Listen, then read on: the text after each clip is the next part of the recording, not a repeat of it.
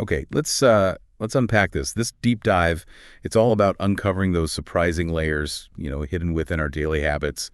We're going to explore pretty much everything, from like really detailed routines to the fascinating role of our food choices, and even some unexpected health insights along the way. Our mission today really is to give you a shortcut, a way to get well-informed on these topics with some practical takeaways, and hopefully, yeah, a few genuine aha moments for you. Absolutely. And if we connect this to the bigger picture, it's really about understanding how these seemingly small everyday decisions, things like your morning rituals, what you decide to put on your plate, how they can have these, well, significant cascading impacts on your overall well-being. We're here to help you, connect those dots for yourself. Okay, so let's jump right in then. The rhythm of daily life, routines, personal habits. The sources painted this really vivid picture. A meticulously structured morning, waking up super early, like 6:00 a.m., actually getting up around 6:50, making tea, ironing clothes, showering, getting dressed. It even mentions seasonal variations, like jeans, blouse, jumper or cardigan, boots in winter, or maybe a skirt and blouse in summer. Then hair, makeup, packing, teaching materials. Wow. It's quite detailed, isn't it? And this raises an important question, I think. What does this level of routine suggest? How someone approaches their day, this kind of structured approach, right down to specific clothes for the season, it can truly reflect a very mindful way of managing your day. Balancing that personal care with, professional responsibilities, it shows real effort. Right. And digging deeper into that routine, there was this one particular health habit that really stood out to me. After all that careful preparation, there's this warm water practice mentioned. Here's where it gets really interesting. Ah, yes. What's fascinating here is the practice of drinking warm water, and it's important to clarify, warm, not hot water on an empty stomach in the morning.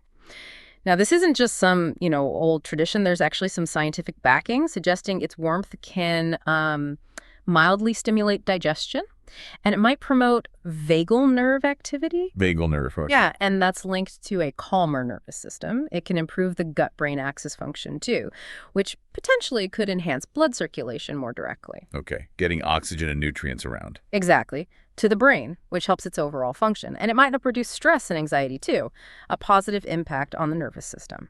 Interesting. Okay, let's pivot now. One of the most important meals, right? Breakfast.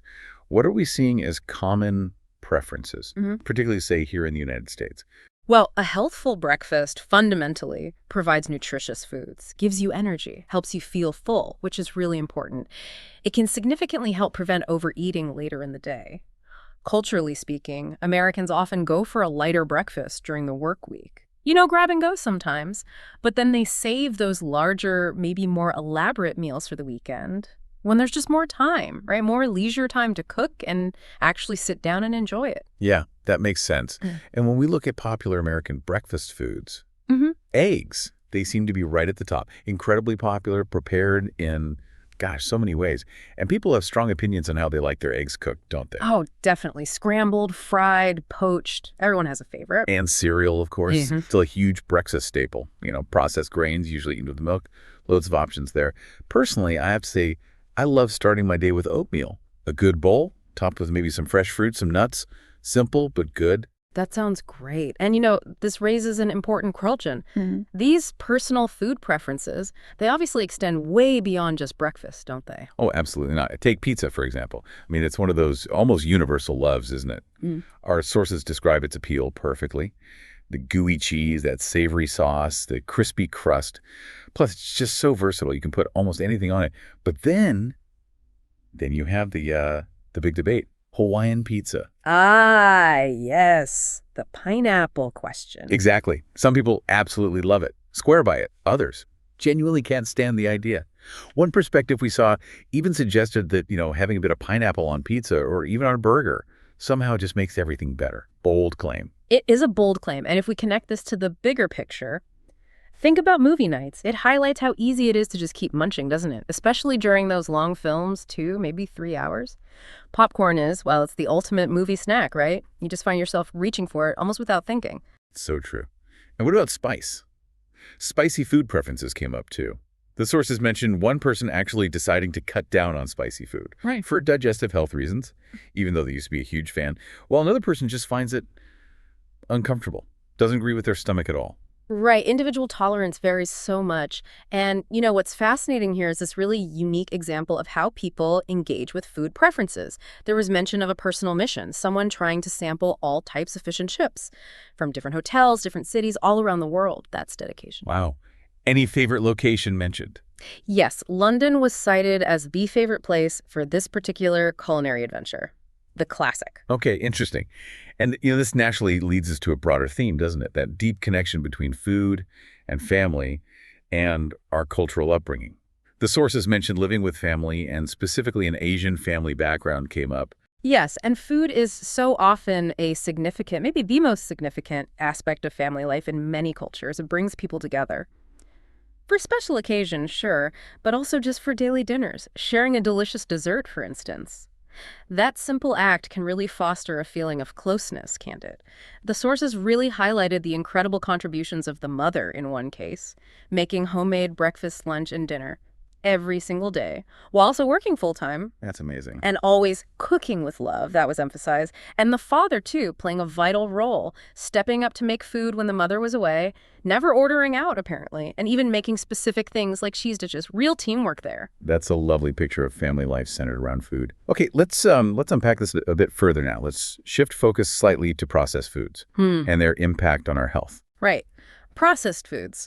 Generally, we define them as foods altered from their natural state. That's the basic idea. They often contain, unfortunately, high levels of sugar, salt, unhealthy fats, plus things like artificial additives, preservatives. Examples are pretty common. Fast food, packaged snacks, those sugary drinks we see everywhere. The challenge, of course, is resisting the temptation, especially for beloved fast foods like pizza, as we mentioned. Even when you're aware of the potential negative health effects, moderation really becomes key, doesn't it? And it's important, I think, not to forget the unique charm and the real benefits of a home-cooked meal. Absolutely. But the sources also revealed some, well, genuinely surprising findings, Yeah. especially regarding the health risks. Here's where it gets really interesting. Indeed. There was a specific study mentioned, quite a large one, a 5-year study, over 100,000 people involved. And it found that for every 10% increase in the consumption of ultra-processed food. Ultra-processed, Yeah. so difference there. Yes, good point. Ultra-processed foods are formulations, mostly ingredients extracted from foods like fats, sugars, starches, often with lots of artificial additives. They're quite far removed from their natural state. Think packaged cookies, sugary cereals, instant soups, many ready meals. It's different from simply processed foods like, say, canned vegetables or basic bread, which are altered but less drastically. Got it. So this study on ultra-processed foods. Right. Every 10% increase was associated with a 12% higher risk for cancer, overall cancer risk. 12%, that's significant. It is. And the underlying reasons, well, they're becoming clearer. These foods often pack in unhealthy levels of added sugar, sodium, fat, which we know contribute to things like chronic inflammation. They can also negatively impact our gut microbiome, often because they're low in fiber. And these systemic disruptions, coupled with artificial ingredients, they're increasingly implicated in, well, promoting cancer cell growth and possibly inhibiting the body's natural defense mechanisms. Plus, they contribute heavily to other serious health issues: obesity, heart disease, high blood pressure, diabetes. Yeah, the list goes on. Wow. That's sobering stuff. Okay, and finally, there was another surprising health insight. This one related to weight loss and overall well-being, something that challenges a pretty common belief. Yes, exactly. There's this common misconception, isn't there, that you have to exercise, often intensely, to lose weight. But our sources shared this fascinating story. Someone who successfully lost 35 kilograms. 35 kilos, that's a lot. It is. They went from 100 kilograms down to 65 over 3 years. And the key thing, they did it simply by eating at the right time, with no specific exercise regime added. Just by timing their meals? How does that work? Well, this person essentially leveraged their body's natural circadian rhythm, our internal sleep-wake cycle, by strictly aligning their eating window with their active hours, basically, eating only during the daytime. This seems to optimize metabolic processes. The body can efficiently process nutrients during the day and then fully focus on repair and potentially more fat burning during the prolonged fasting period overnight. It really emphasizes that taking care of your internal health, respecting your body's natural rhythms, it's just as crucial as focusing on external appearance. So it's not just what you eat, but when you eat. Exactly. And think about it. Every single cell in your body has its own kind of clock, its own sleep-wake cycle. At night, Levels of growth hormone and melatonin are highest. That's when the body is actively repairing damage. Damage from maybe heavy meals earlier or even work-related stress. So getting a truly good night's sleep, it's absolutely essential for that healing and rejuvenation process. Okay.